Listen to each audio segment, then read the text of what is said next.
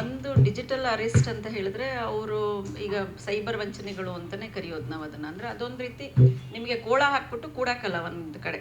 Arrest ಮಾಡೋದು ಅಂತಂದರೆ ಏನಂತಾರೆ, ರೆಗ್ಯುಲರಾಗಿ ಅರೆಸ್ಟ್ ಮಾಡಿಬಿಟ್ಟು ಇದು ಮಾಡೋದಲ್ಲ, ಬಂಧನದಲ್ಲಿಡೋದು. ಅದು ಭೀತಿ, ಆತಂಕ. ಅದು ಯಾಕೆ ಹಾಗೆ ಮಾಡ್ತಾ ಇದ್ದಾರೆ ಮಹಿಳೆಯರ ಮೇಲೆ ಅಂದರೆ ಅವ್ರಿಗೆ ಸ್ವಲ್ಪ ಅದ್ರ ಬಗ್ಗೆ ಕಾನೂನಿನ ಅರಿವಿರೋದಿಲ್ಲ ಅಂತೇಳಿ, ತಿಳುವಳಿಕೆ ಇರೋದಿಲ್ಲ ಪ್ರಕರಣಗಳ ಬಗ್ಗೆ.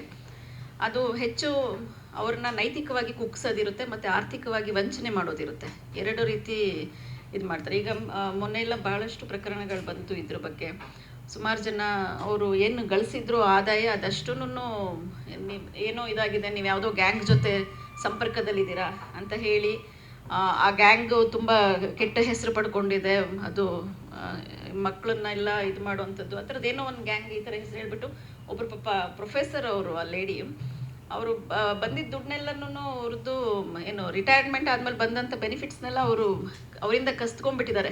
ಸೊ ನಿಮ್ಮ ಇದು ಬ್ಯಾಂಕ್ ಅಕೌಂಟ್ ಅವ್ರ ಜೊತೆ ಲಿಂಕಲ್ಲಿದೆ, ನಿಮ್ಮನ್ನೇನೋ ಇದು ಮಾಡಿಬಿಡ್ತೀವಿ ಅಂತ. ಮತ್ತು ಆ ರೀತಿ ಮಾಡೋರೆಲ್ಲರೂ ಫುಲ್ ಯೂನಿಫಾರ್ಮಲ್ಲಿ ಇರ್ತಾರೆ. ಯಾಕೆಂದರೆ ನಾವು ಇವಾಗ ಅದ್ರ ಬಗ್ಗೆ ಭಾಳಷ್ಟು ವಿಡಿಯೋಸ್ ನೋಡ್ತಾ ಇರ್ತೀವಿ. ನಮ್ಮ ಪೊಲೀಸ್ ಮಹಾನಿರ್ದೇಶಕರಿರಲಿ ಅಥವಾ ಎಷ್ಟೋ ಜನ ಮಾಡ್ತಾ ಇರ್ತಾರೆ ಅವರು. ಅಂದರೆ ವಿತ್ ಯೂನಿಫಾರ್ಮ್ನಲ್ಲೇ ಮಾಡ್ತಿರ್ತಾರೆ. ನಮ್ಗೆ ಯೂನಿಫಾರ್ಮ್ ಅಂದ ತಕ್ಷಣ ಏನೋ ಒಂಥರ ಮುಂಚಿಂದನೂ ತಲೆನಲ್ಲಿ ಒಂದು ಅದು ಇದಾಗ್ಬಿಟ್ಟಿರುತ್ತೆ, ರಿಜಿಸ್ಟರ್ ಆಗಿಬಿಟ್ಟಿರುತ್ತೆ, ಅಲರ್ಟ್ ಆಗಿಬಿಡ್ತೀವಿ. ಏನೋಪ್ಪ ಪೊಲೀಸೇ ಫೋನ್ ಮಾಡ್ತಾ ಇದ್ದಾರೆ, ಏನೋ ಇರಬೇಕು, ಸಪೋರ್ಟ್ ಮಾಡೋಣ ಅವ್ರಿಗೆ, ಯಾಕೆಂದರೆ ಅವ್ರು ನಮಗೋಸ್ಕರ ಇದ್ದಾರೆ ಅಂತ. ಅಂದರೆ ಅವೇರ್ನೆಸ್ ಇರೋದಿಲ್ಲ ಆ ವಿಚಾರದಲ್ಲಿ. ತಿಳುವಳಿಕೆ ಕೊರತೆಯಿಂದಾಗಿ ಮಹಿಳೆಯರು ಹೆಚ್ಚು ಅದ್ರ ಬಗ್ಗೆ ಗೊತ್ತಿರಲ್ಲ, ನಾಲೆಡ್ಜ್ ಇಲ್ಲದೆ ಇರೋದ್ರಿಂದ ಅದೊಂದಾಗುತ್ತೆ. ಜೊತೆಗೆ ಈ ಡೀಪ್ ಫೇಕು ನೋಡಿದ್ದೀವಿ, ಇವ್ರನ್ನೆಲ್ಲ ನಮ್ಮ ಸುಮಾರು ಜನ ಹಿರಿಯ ನಟಿಯರನ್ನೆಲ್ಲ ಇದರಲ್ಲೆಲ್ಲ ತುಂಬ ಇದು ಮಾಡಿಬಿಟ್ಟಿದ್ದಾರೆ. ಅವರು ವಿದ್ಯಾ ಬಾಲನ್ ಅವ್ರನ್ನೆಲ್ಲನೂ ತುಂಬ ಕೆಟ್ಟದಾಗಿ ನಡೆಸ್ಕೊಂಡಿರೋಂಥದ್ದು, ಆ ಥರದ್ದೆಲ್ಲ. ಅವರೆಲ್ಲ ಅದ್ರ ಬಗ್ಗೆ ಅವೇರ್ನೆಸ್ ಇತ್ತು, ಅವರು ಎಲ್ಲನೂ ಬೇಗ ರೀಚ್ ಆದರು ಅವರು. ಅಂದರೆ ಯಾರಿಗೆ ಹೇಳಿ ಅದನ್ನು ನಿಲ್ಲಿಸಬೇಕು ಅಂತ, ಅಥವಾ ಇನ್ನೊಬ್ಬರಿಗೆ ಅದಕ್ಕೆ ಸಂಬಂಧಪಟ್ಟಂಥ ಅಧಿಕಾರಿಗಳನ್ನ ವರ್ಗದನ್ನು ಕೇಳಿಕೊಂಡು ಅದ್ರ ಬಗ್ಗೆ ಕಾನೂನು ಹೋರಾಟಗಳನ್ನ ಮಾಡಿ ಕ್ರಮ ತಗೊಂಡ್ರು. ಅದು ಎಲ್ಲರಿಗೂ ಇದು ಇರೋದಿಲ್ಲ. ಇದ್ರ ಬಗ್ಗೆ ಹೆಣ್ಮಕ್ಳು ಜಾಗೃತರಾಗಬೇಕು ಅಂದರೆ ಅವೇರ್ನೆಸ್ ಕ್ರಿಯೇಟ್ ಮಾಡ್ತಾ ಹೋಗಬೇಕು ಎಲ್ಲ ಹಂತದಲ್ಲೂ. ಸಣ್ಣ ಮಕ್ಕಳಿಂದ ಸ್ಕೂಲಿಂದ ಹೇಳ್ಕೊಳ್ತಾ ಹೋದರೆ, ಈಗ ಗುಡ್ ಟಚ್ ಬ್ಯಾಡ್ ಟಚ್ ಅನ್ನೋದ್ರಿಂದ ಹೇಳ್ಕೊಳ್ತಾ ಹೋಗ್ತೀವಿ ಮಕ್ಕಳುಗಳಿಗೆ, ಹೆಣ್ಮಕ್ಳಿಗೆ. ಅದರಲ್ಲೂ ಬೆಂಗಳೂರಿನಲ್ಲಂತೂ ಎಷ್ಟೊಂದು ಸ್ಕೂಲಲ್ಲಿ ಅದು ಬೇಗ ಗೊತ್ತಾಯಿತು. ಸಣ್ಣ ಮಗು ಮೇಲೆ ಲೈಂಗಿಕ ದೌರ್ಜನ್ಯ ಮಾಡಿದ್ದು, ದೈಹಿಕವಾಗಿ ವ್ಯಭಿಚಾರ ನಡೆಸಿದ್ದು, ಆ ಥರದ್ದೆಲ್ಲ ಮಾಡಿದ್ದಾರೆ. ಅದೆಲ್ಲ ಅವಾಗ ತುಂಬ ಸದ್ದು ಮಾಡ್ತು. ಆಗ ಬಂದಿದ್ದು ಗುಡ್ ಟಚ್ ಬ್ಯಾಡ್ ಟಚ್ ಪರಿಕಲ್ಪನೆಗಳು ಮಕ್ಕಳಿಗೆ. ನನ್ನ ಮಗಳಿಗೆ ಹೇಳ್ಕೊಡ್ತಾ ಇದ್ದೆ, ಅದು ಚಿಕ್ಕದು, ಅವಾಗ ಇನ್ನೂ UKG LKGಗೆ ಹೋಗ್ತಾ ಇದ್ದು ಮಗು ಮೇಲೆ ಹೇಳ್ತಾ ಇದ್ದೆ, ಇಲ್ಲಮ್ಮ ಈ ಥರ ಮಾತಾಡಿದ್ರೆ, ಈ ಥರ ಮಾಡಿದ್ರೆ ನೀನು ಮನೇಲಿ ಹೇಳ್ಬೇಕು ಅಥವಾ ಟೀಚರ್ಗೆ ಹೇಳ್ಬೇಕು ಅಂತ. ಎಷ್ಟು ಸರ್ತಿ ಹೇಳ್ತೀರಾ, ಗೊತ್ತಾಗ್ತಿದೆ ಬಿಡಿಯಮ್ಮ ಅಂತ ಹೇಳ್ತಿದ್ರು. ಅಂದರೆ ಆವಾಗ ಅವೇರ್ನೆಸ್ ಬಂತು, ಹಿಂಗೆ ಹೇಳ್ಕೊಡ್ಬೇಕು ಅಂತ. ಈಗಲೂ ಇದು ಹೊಸ ಪ್ರಕರಣ ಬರ್ತಾ ಇದೆ, ಡಿಜಿಟಲ್ ಅರೆಸ್ಟ್ ಮಾಡೋದು, ಡೀಪ್ ಫೇಕ್ ಇದು ಮಾಡೋದು. ಅದ್ರ ಬಗ್ಗೆ ನಾವು ಈ ಥರ ಎಲ್ಲ ವೇದಿಕೆಗಳಲ್ಲಿ ಮಾತಾಡೋದ್ರಿಂದ ನೀವು ಮಾಧ್ಯಮದವರು ಹೆಚ್ಚು ಬೇಗ ರೀಚ್ ಆಗ್ತೀರಾ. ಸೊ ನೀವು ಅದ್ರ ಬಗ್ಗೆ ಹೆಚ್ಚು ಅವೇರ್ನೆಸ್ ಕೊಡಿ ಜನಗಳಿಗೆ ಅಂತ ಕೇಳಿ.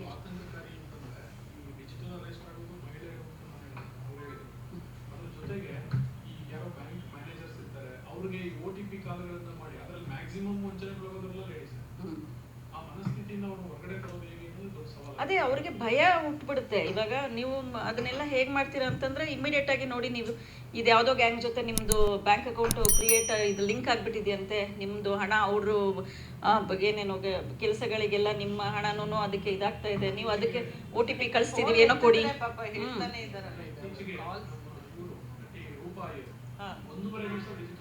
ಹೌದು, ಲಾಸ್ಟ್ ಮೂಮೆಂಟ್ ಅಲ್ಲಿ ಏನು ಅವರು 35 ಲಕ್ಷ ಅಮೌಂಟ್ ಟ್ರಾನ್ಸ್ಫರ್ ಮಾಡಬೇಕು ಅವ್ರ ಅಕೌಂಟಿಗೆ, ಆ ಟೈಮಿಗೆ ಅವ್ರಿಗೆ ಗೊತ್ತಾಗಿದೆ. ಅಂದ್ರೆ ಅವ್ರು ಏನ್ ಮಾಡ್ತಾರೆ ಅಂದ್ರೆ, ಯಾವುದೇ ಒಬ್ಬ ವ್ಯಕ್ತಿನ ಡಿಜಿಟಲ್ ಅರೆಸ್ಟ್ ಮಾಡ್ಲಿಕ್ಕೆ ಮೊದಲು ಅವ್ರ ಬಗ್ಗೆ ಪೂರ್ವಾಪರ ಚೆಕ್ ಮಾಡ್ತಿರ್ತಾರೆ. ಅವ್ರು ಯಾರು, ಈಗ ವಿಜಯಲಕ್ಷ್ಮಿ ಸಿನಿಮಾದಲ್ಲಿ ಇದ್ದಾರೆ, ಇವರಿಗೆ ಸೆನ್ಸಾರ್ ಬೋರ್ಡ್ ಲಿಂಕ್ ಇದೆ, ಇನ್ನೊಂದು ಏನೇನೋ ಒಂದಷ್ಟನ್ನ ತಗೊಂಬಂದು ಕೊನೆಗೆ ಅದನ್ನೆಲ್ಲ ಎಕ್ಸ್ಪ್ಲೇನ್ ಮಾಡ್ತಾರೆ.